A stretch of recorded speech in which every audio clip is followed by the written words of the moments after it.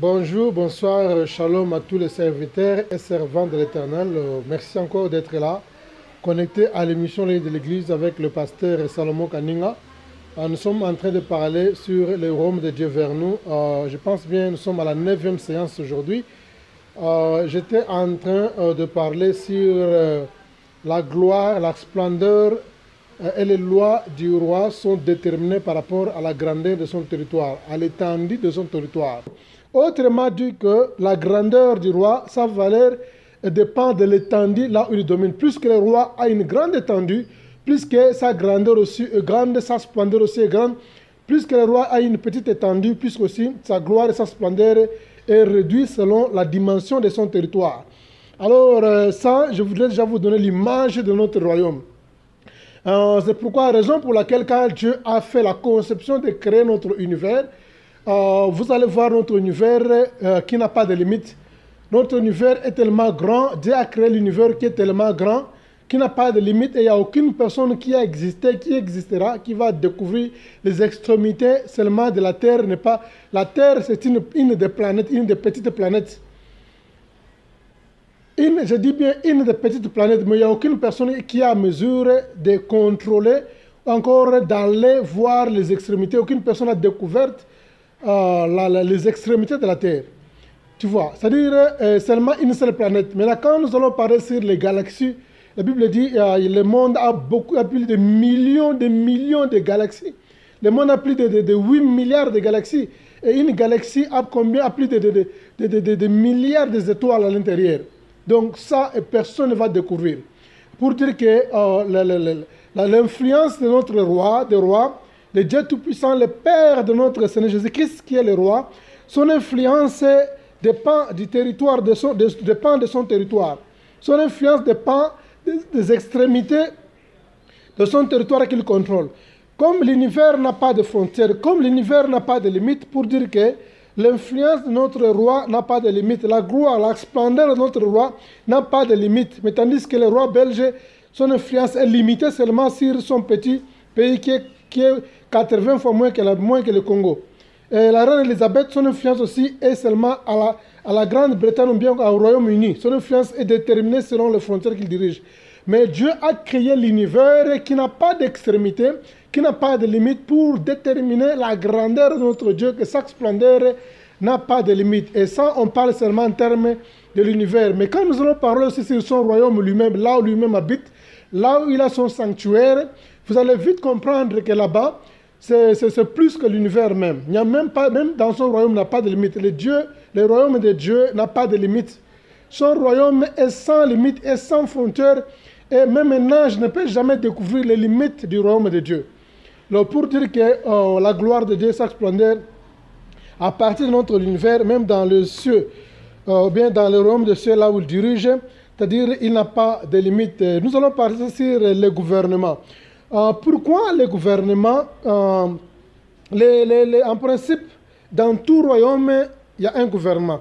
Ici, c'est un point essentiel, très important que je voudrais en parler, puisqu'il y a beaucoup de gens qui ignorent ce point-ci. Nous voulons parler sur le gouvernement. Les rois ne gouvernent pas. Les rois ne gouvernent pas, le roi règne. C'est ça le terme qu'on utilise. Les rois, donc, comme on dit en anglais, the king doesn't govern, the king reigns. The king reigns, never govern. So, le roi ne gouverne pas. Le roi, il y a un gouvernement qui est dirigé par un premier ministre. Le gouvernement est différent avec le roi. Le roi règne sur son territoire, il ne gouverne pas, puisqu'il y a un gouvernement qui fait quoi, qui est en train de gouverner, mais le roi règne. Donc je répète ça, la reine Elisabeth règne. La reine Elisabeth ne dirige pas. Le roi Philippe actuel, le roi de Belge, il règne, il ne dirige pas, puisqu'ils ont un gouvernement. Ça, c'est connu de tout le monde. Le roi ne gouverne pas, le roi règne, puisque dans chaque royaume, il y a un gouvernement. Alors, je vais prendre un petit exemple dans le royaume de Dieu. Dans le royaume de Dieu, nous avons aussi un gouvernement. Dieu ne gouverne pas, Dieu règne. Pourquoi on dit Dieu ne gouverne pas, Dieu règne? Puisque Dieu a un gouvernement. C'est le gouvernement céleste qui gouverne. que le monde, mais Dieu, il règne. Dieu règne. Comme la Bible dit que non, que ton règne vienne sur la terre comme au ciel. Je vais parler en termes du gouvernement céleste. Dans le gouvernement de Dieu, il y a aussi des ministères. Quand on parle de gouvernement, on voit les ministères. Chaque ministère a sa particularité de gouverner dans son coin, comme on avait dit que chacun leader maintenant dans son coin selon le domaine ou bien les talents que le Seigneur lui a confié, encore les dons. Dieu aussi a un gouvernement. À la défense, nous avons l'ange Michael qui dirige le ministère de la France. C'est l'ange Michael qui dirige le ministère de la défense céleste. C'est l'ange Gabriel. C'est pourquoi quand le diable s'est rebellé contre Dieu, Dieu n'a pas combattu parce que Dieu ne gouverne pas, il règne. Celui qui règne, il ne peut jamais combattre. Dieu a envoyé seulement l'ange Gabriel. La Bible dit Michael combattir avec ses anges. D'ailleurs, on les appelle les anges de Michael. C'est-à-dire, les anges, ce n'est pas dit que non, les anges là lui appartiennent, c'est-à-dire les anges qui étaient dans le ministère de la défense, qu'on appelle, il était sous le contrôle, cette légion des anges était sous le contrôle de Michael. C'est pourquoi on dit que Michael et ses anges combattirent contre les dragons. Quand il y avait la rébellion, c'est Michael qui a fait quoi? Qui a combattu avec ses anges contre les dragons, parce que Dieu ne gouverne pas, Dieu règne. Vous allez voir même, il y en a beaucoup dans la Bible, tu vois. C'est pourquoi je dis Dieu a un gouvernement, c'est le gouvernement qui gouverne. Vous avez aussi le ministère de la communication, c'est la même façon. Le ministère de la communication ou bien du média, qui est dirigé par l'ange Gabriel. Vous allez voir que l'ange Gabriel, il n'est pas dans l'armée. Il n'est pas là dans la défense, mais il est uniquement dans la communication, encore dans les médias. Les ministères, il s'occupe que de ça. Vous vous imaginez dans le livre de Daniel, quand l'ange Gabriel a été envoyé pour donner les messages à Daniel lors de la prière, la Bible dit qu'il était saisi pendant 21 jours par les principautés à l'espace. Et comme son travail est de la communication, il ne pouvait pas combattre. On a envoyé l'équipe qui était prévue pour la défense, l'ange Michael. Quand on l'a envoyé avec son armée, il a délivré l'ange Gabriel. C'est-à-dire chacun a sa tâche là-bas. Vous allez aussi remarquer ça dans les jeûnes de Jésus. Quand le Seigneur a fait 40 jours de jeûne, la Bible dit, après les jeûnes, maintenant il y avait des logistiques qui est venu lui servir. La Bible dit, les anges lui servirent. Après les jeûnes, ce n'est pas Marie, sa mère, ce n'est pas ses frères, ce n'est pas les apôtres, ce n'est pas n'importe qui.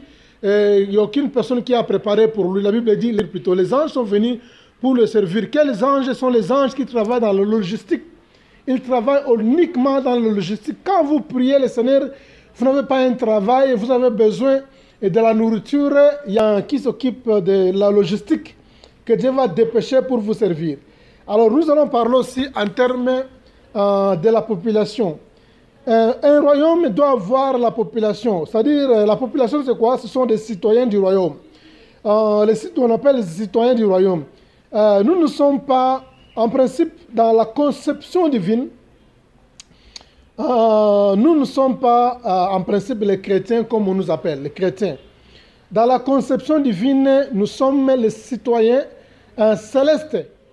Dans la conception divine, Dieu n'a jamais eu la conception, ou bien son Fils Jésus n'a jamais eu la conception de nous appeler les chrétiens. Avant la fondation du monde, après la fondation du monde, avant la résurrection, après la résurrection, même avant l'ascension, même après l'ascension du Seigneur et la venue du Saint-Esprit, en aucun jour, Dieu a eu la conception de nous appeler les chrétiens. Nous savons bien que les chrétiens, c'est un mot qui a été inventé par qui? Par les païens. Les païens, c'est-à-dire les non-juifs. En principe, nous, selon la conception divine, nous sommes les citoyens célestes. Nous sommes fils et filles du royaume. Nous sommes les princes et les princesses du royaume. Nous sommes sortis de Dieu. C'est ça la constitution, nous qui sommes les citoyens. Dans chaque royaume, il y a ce qu'on appelle les citoyens du royaume. Et ces citoyens-là, ils ont une grande influence. Pourquoi je parle en termes de chrétiens? Vous devez devoir comprendre que lors de la mort d'Étienne, la Bible dit, la plupart des disciples étaient dispersés.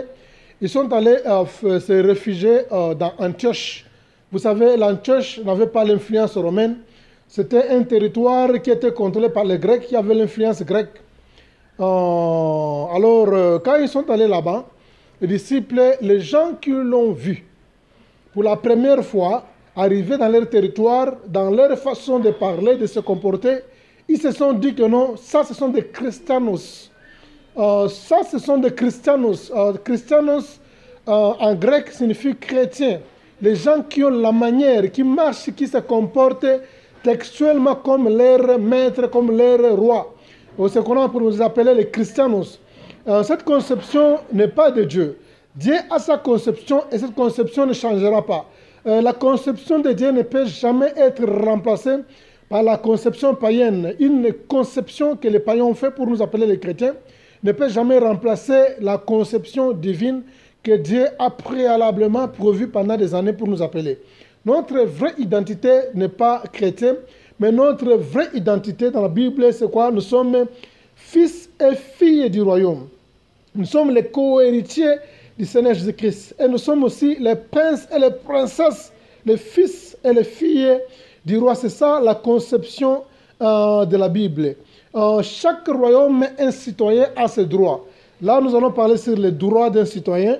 Je pense bien que c'est aussi l'un des points qui ça ne vaut pas la peine que nous puissions en parler maintenant, puisqu'on va parler ça en détail.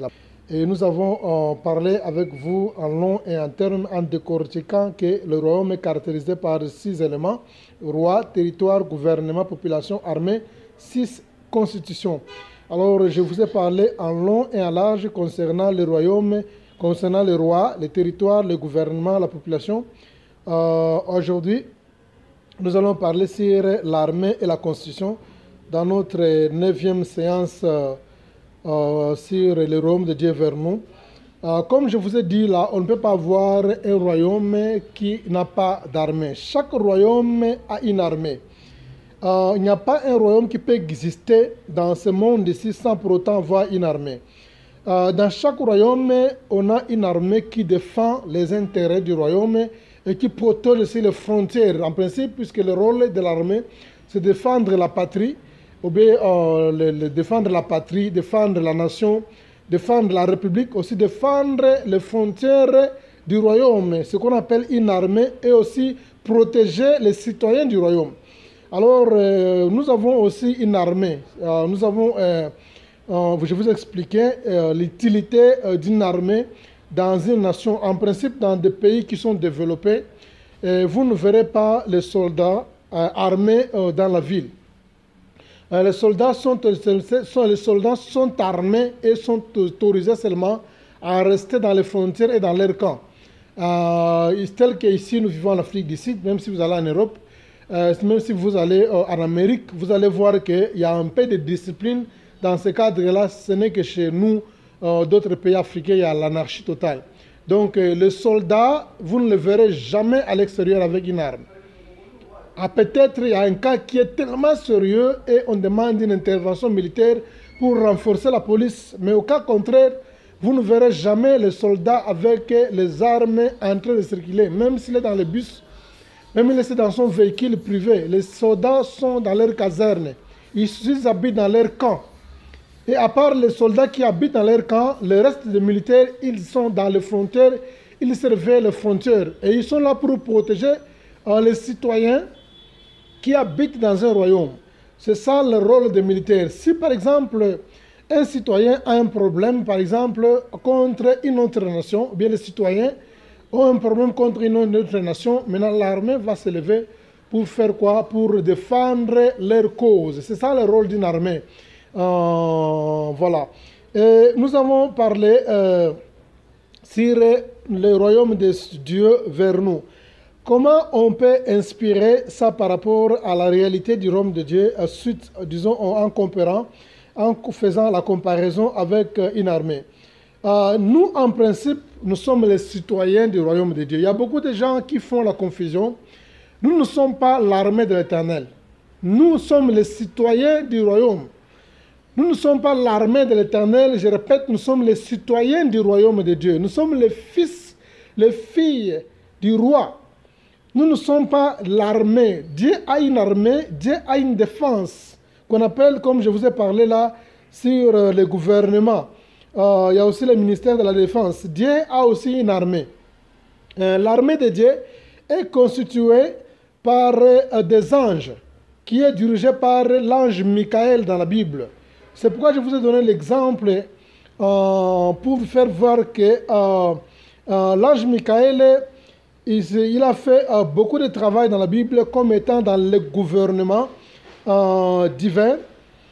Il a réalisé de grandes choses, puisqu'il a délivré Daniel, il a délivré plutôt l'ange Gabriel dans le livre de Daniel, quand il était, arrêté, ou bien quand il était saisi dans l'espace, pendant 21 jours, Dieu a envoyé l'ange Gabriel, l'ange Michael, pour lui délivrer.